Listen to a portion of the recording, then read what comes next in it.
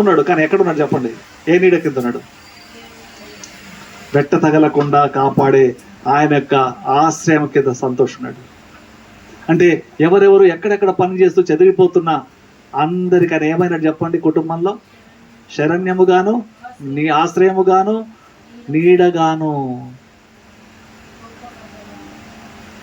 మనకు ఒక నీడ దొరికింది, మనకు ఒక దాగు చోటు దొరికింది, మనకు చాటు ఏం చాటు?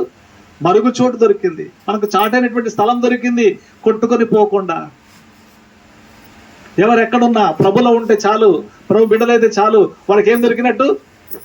నీడ దొరికినట్టే, ఆశ్రయం దొరికినట్టే, శరణ్యం దొరికినట్టే. ఎలాంటి పరీక్షలు వచ్చినా, ఎలాంటి తుఫాన్ లాంటి పరీక్షలు వచ్చినా కొట్టుకొని పోతారా? కొట్టుకొని పోరు.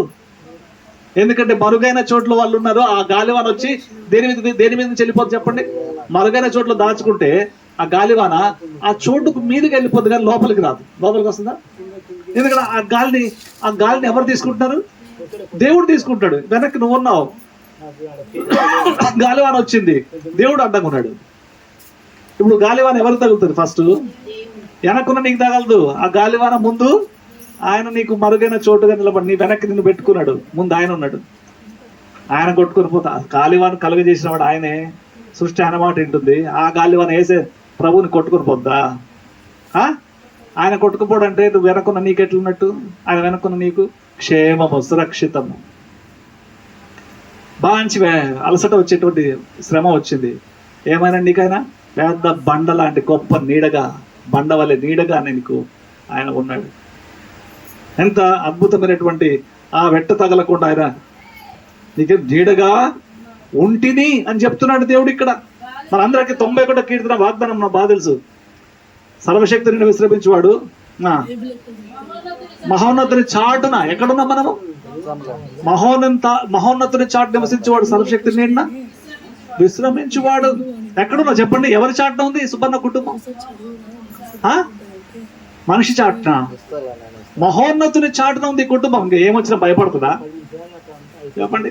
కొన్నిసార్లు ఆలోచింపజేస్తే పరిస్థితులు ఏంటో అసలు ఉంటామా, కొట్టుకుపోతామా, ఇది బాగైతుందా లేదా, సమస్య తీరుతుందా లేదా అని అంటుంది. కానీ నువ్వు ఉన్నటువంటి చాటు మనిషి చాటు కాదు, నువ్వు ఉన్నటువంటి చాటు మహోన్నతుని చాటు నివసిస్తున్నావు. అయితే నువ్వు ఎక్కడ నివసిస్తున్నావు? సర్వశక్తుని నీడన నువ్వు ఉన్నావు. సర్వశక్తుని నీడ కింద నువ్వు భద్రంగా ఉన్నావు. నిన్ను కొట్టుకొని పోగలిగేంత పవర్ దేనికి కూడా లేదు. ఆయన నీకు ఎట్లున్నట్టు తెలుసా? ఆయన నీకు ఆశ్రయము, నీ కోట. నా కోట అంటాడు, నా ఆశ్రయం అంటాడు. నేను నమ్ముకున్న నా దేవుడు, నువ్వు నమ్ముకున్న దేవుడు, మనం నమ్ముకున్న దేవుడు ఎలాంటి చెప్పండి? మనం నమ్ముకున్న దేవుడు ఎలాంటి?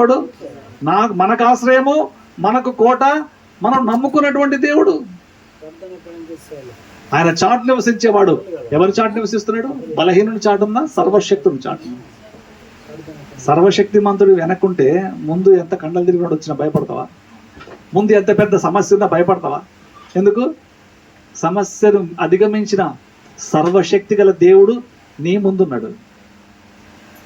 దాన్ని ఆయన పాదముల కింద తొక్కి పడేస్తాడు. ఆ యొక్క శ్రమ నిన్ను మింగదు, ఆ శ్రమలను నువ్వు కొట్టుకొని పోవు.